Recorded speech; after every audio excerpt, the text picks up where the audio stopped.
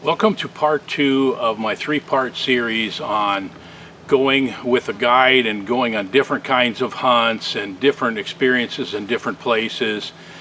And this part is about the 3 primary different kinds of bear hunts that you can experience in different places. And like, if you're like me, you probably are since you're watching this, that you would like to go to new places and experience new things and see new sights.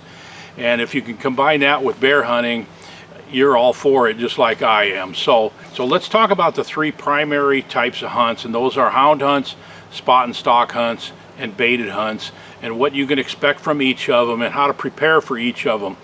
And I realize there are people right now saying, well, we're in Pennsylvania and most of our bears are killed when we do drives of woodlots. Or maybe you're in New York where you're hunting an abandoned apple orchard. There are other parts of North America where people hunt bears over crop fields. And those are all localized, interesting ways to hunt bears, and they all sound like fun. But the vast majority of black bears killed in North America every year are killed by these 3 types of hunts that are outfitted hunts that I'm going to talk about today. And first of all, I'm going to talk about hound hunting. And I've been on several hound hunts and I enjoyed them. It's great to see good dogs do what good dogs do, and well-trained dogs. It's a really fun experience. It is chaotic. It is athletic. It is just something completely different than the tranquility of waiting in a tree stand over a bait. But I'll tell you what I like about hound hunts. I like the fact that you can see a lot of country and see a lot of bears. And I've done hound hunts in Idaho and in Maine and in North Carolina, and they were all very different, but all exciting. I think the one thing that I took away from those is I just enjoyed the camaraderie of being with people who love their dogs and understand how to train dogs and understand bears and how they react to dogs. And you know, some of the biggest bears won't tree. I think actually the biggest bears probably cannot climb a tree unless there's a lot of limbs.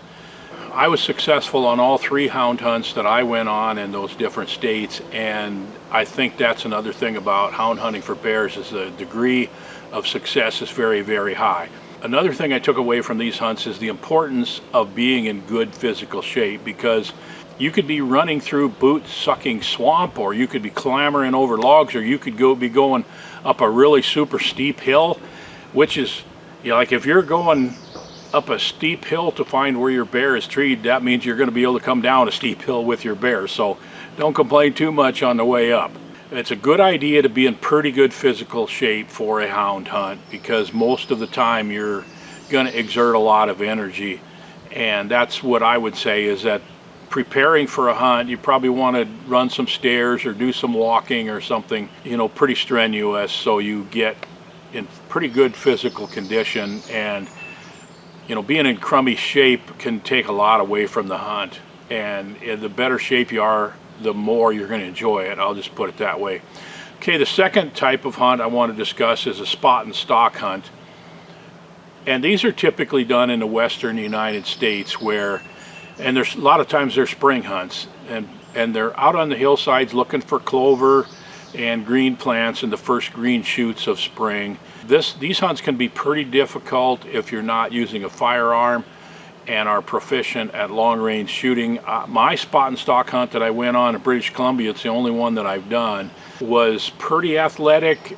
We climbed mountainsides, but it's pretty difficult to get a bear in these open hillside environments. And I was on a 6-day hunt, and I shot my bear on the 6th day, and it was the 43rd bear that I saw. Now, we didn't go after all of them. Some of them were sows with cubs and so forth, but I'm telling you, doing it with a bow is a tall challenge. But if you love good scenery and you love just getting out in the outdoors, and I tell you what, spot and stalk hunt is a lot of fun. Mine was just phenomenal. I just saw so much great country, picked up a couple of moose sheds. Yeah, I just can't say enough good about it. I would love to do it again. And of course, the third primary way that bears are shot in North America is on baited hunts, and the majority of bears are found in the boreal forest of North America, and baiting is the way that you get bears into a position where you can harvest them. If it wasn't for baiting bears, we would harvest a fraction of the number of bears that we do across North America. In order for game agencies to reach their harvest goals of predators, you got to have baiting of bears. And baiting of bears, a lot of people frown on it, but man, it's really, really enjoyable. I'll tell you what I really like about it probably most of all is it's opposite really than the hound hunting, because it's the tranquility, it's the other animals that you see, it's just being out in nature, and you're not only seeing bears, but you're seeing a lot of other critters. And the peacefulness of it is broken when a bear steps into view. And the nice thing about hunting bears is they're quiet, and you're usually hunting in pretty thick cover. And people ask me, well, like, what's the difference between bear hunting and deer hunting that it makes it so different? And I'll tell you what, you know, you'll hear a deer coming through the leaves, crunch, crunch, crunch, or you'll see one walking across a field. But when you're hunting bears and you're in thick cover and bears don't make a sound, and all of a sudden, poof, there's a bear and he's right in front of you. Of course, a deer, there's no way a deer is going to attack you, but a bear could, probably not going to, but that's always in the back of your mind, that you're hunting a predator, not a prey species. And I guess all those things kind of put into the mix is why I really like baiting bears and hunting over baits. So the main things that you need to do to prepare for going on a baited hunt with an outfitter is just understand that you're going to spend a lot of time in a tree stand, especially if you're going on a spring hunt, where I've been on hunts in northern Canada where it doesn't get dark till 11:30 at night.